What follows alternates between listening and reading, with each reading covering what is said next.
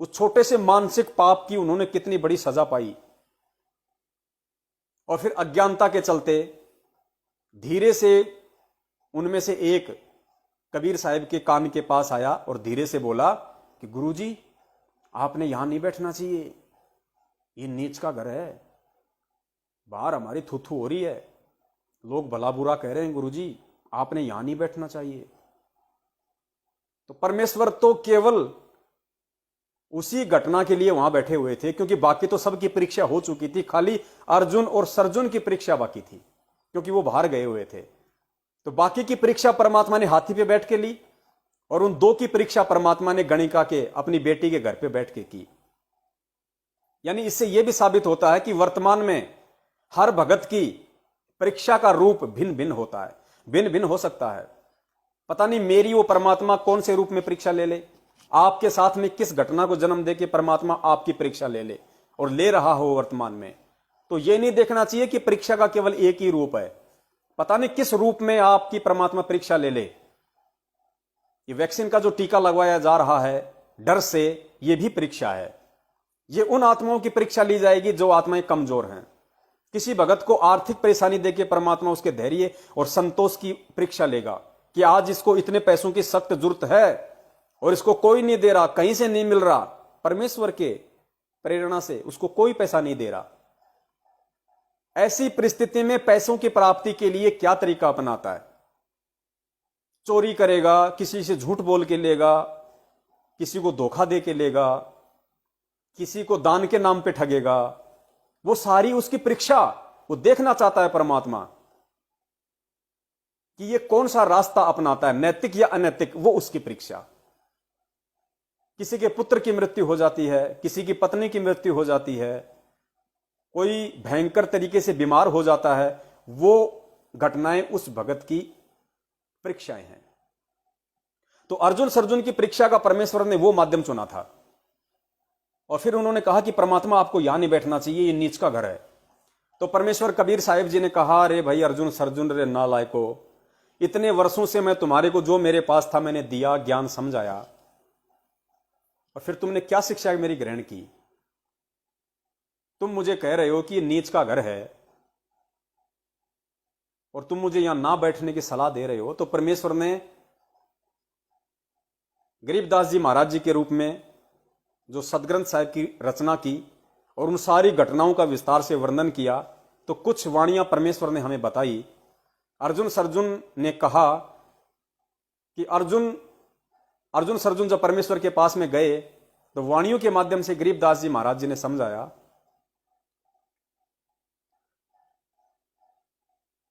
वाणी है परमात्मा की, दास को ध्यान नहीं आ रही है।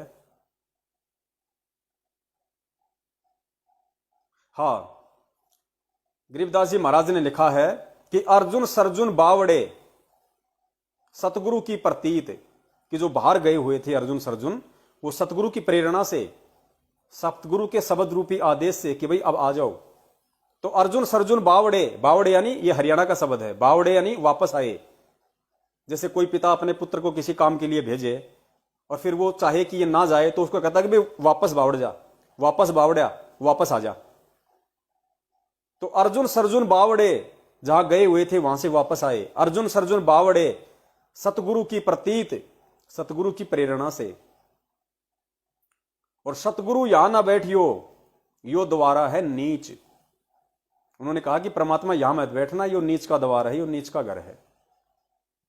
तब कबीर परमेश्वर ने कहा कि भाई ऊंच नीच में मैं रहूं, ये हाड़ मांस की दे, कि भाई मैं कहां नहीं हूं अर्जुन सर्जुन, मैं तो सृष्टि के कण कण में हूं, प्रत्येक रिज्मे में हूं, मैं कहां नहीं हूं, मेरी शक्ति हर जगह विद्यमान है।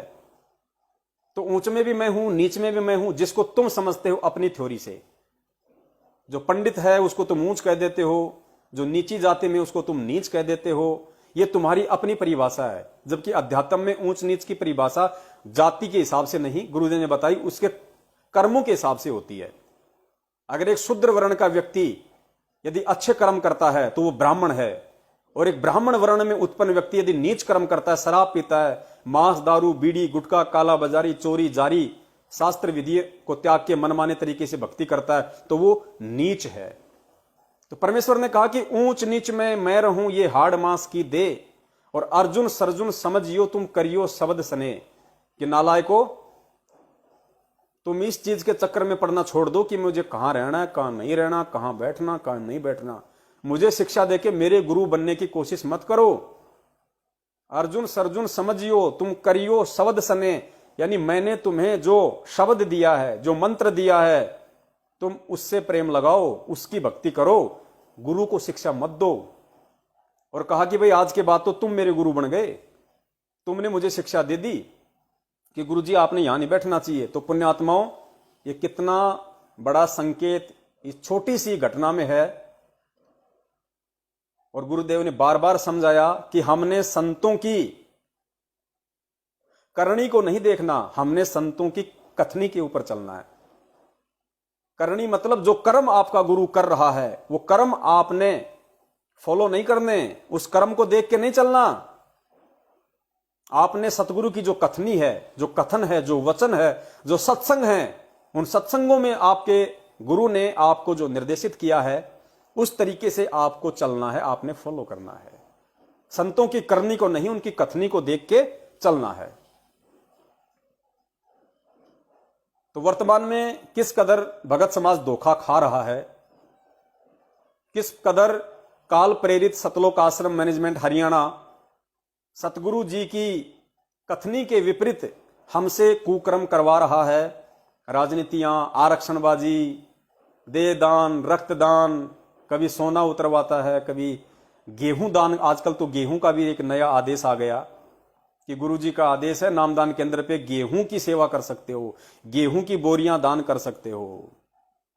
बताइए, कल को ये ना आ जाए कि भगत अपने कपड़े उतार के भी नामदान केंद्र पे दे दो, मार्केट में सेल लगा देंगे, जितना मिलेगा उतना ठीक। तो ये हमसे क्या करवाया जा रहा है? ये हमसे परमेश्वर की कथनी के विपरीत ये कर्म करवाए जा रहे हैं। और फिर भी हम सावधान नहीं हो रहे। उस इतिहास को देखते हुए, 650 साल पहले की घटनाओं को देखते हुए, हमसे जो कमजोरियां उस समय हुई थी, जो बनी थी, जो गलतियां हमसे बनी थी, उन गलतियों से शिक्षा ना लेते हुए आज हम फिर से उन्हीं गलतियों को दोहरा रहे हैं। तो बताइए फिर हम कब सतलोक जाएंगे? तो हमने भूल कर भी अपने पूज्य परमेश्वर को, अपने सतगुरु देव जी को अपनी तरफ से, अपनी सोच से भी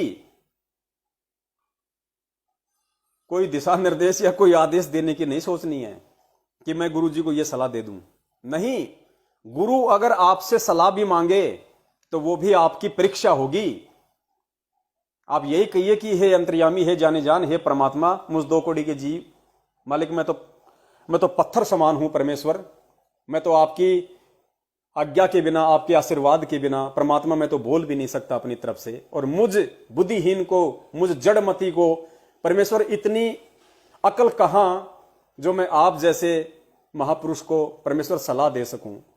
परमेश्वर दास को क्षमा कीजिए मालिक, आपसे बढ़ के समाधान करता, आपसे बढ़ के संग का समाधान करता और कौन हो सकता है परमेश्वर? तब परमात्मा खुश होते हैं, वो परीक्षा होती है। और सतलोक आश्रम मैनेजमेंट हरियाणा ने यही तो गलती की। राष्ट्रीय समाज सेवा समिति सन 2012 में बनी।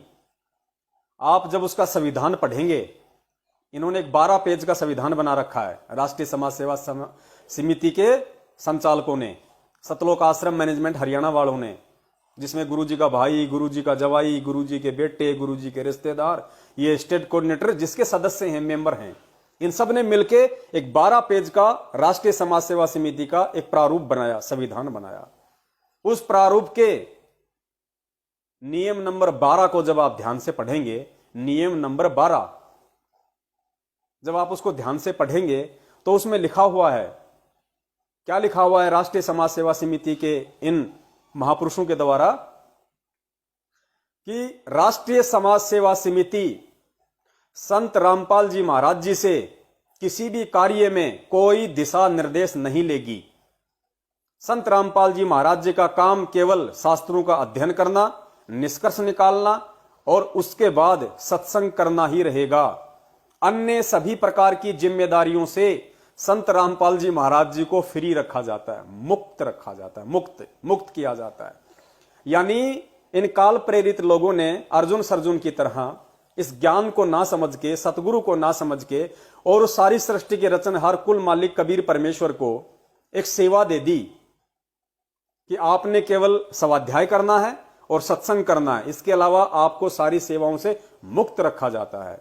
और आपसे हम लोग कोई दिशा निर्देश नहीं लेंगे, क्योंकि आपको दिशा निर्देश देने नहीं आते, हम हैं, हम सब कुछ कर लेंगे। और इन्होंने मनमाने तरीके से उस पॉइंट नंबर 12 के आधार पे जो सतगुरु के ज्ञान के विपरीत जो करनी की, उसका परिणाम फिर बरवाला कांड आप सब ने देखा कि सतगुरु से दिशा निर्देश ना लेने का क्या परिणाम होता है। सतगुरु को अपने जैसा मानुष समझ के सेवाएं बांटना, उसका कितना बड़ा परिणाम होता है कि गुरु जी का काम केवल सत्संग करना और शास्त्रों को पढ़ना, बाकी उनको फ्री किया जाता है। गुरु को फ्री कर दिया, गुरु आपसे फ्री हो गया, आपसे गुरु फ्री हो गया, आपको काल में पकड़ लिया और काल ने फिर बरवाला कांड करवा दिया। तो पुण्यात्माओं, आज हमने वो गलतियां नहीं करनी, आज काल हमारे को इसी तरीके से ठगेगा। इसलिए यदि आज हमने बचना है तो सिर्फ एक बचाव का माध्यम परमेश्वर का वचन है, गुरुदेव का वचन है।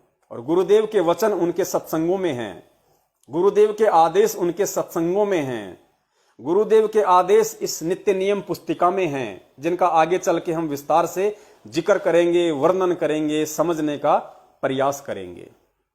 और इन वचनों से दूर हटने के कारण, इन वचनों को ना समझ पाने के कारण ही आज दास ये कह सकता है कि 70% भगत समाज सतलोक आश्रम मैनेजमेंट हरियाणा के चक्कर में आके काल भगवान की फरद में है। वो भले ही अपने आप को भगत कहते हैं, भले ही 3 समय की आरती करते हैं, मंत्र भी करते हैं, इशार की तारीखों पे भी जाते थे, हो सकता है आगे भी जाने लग जाएंगे, इनके आश्रमों में भी जाते हैं, दान धर्म ज्योति पाठ भी करते हैं, लेकिन असल में वो काल भगवान की फरद में हैं।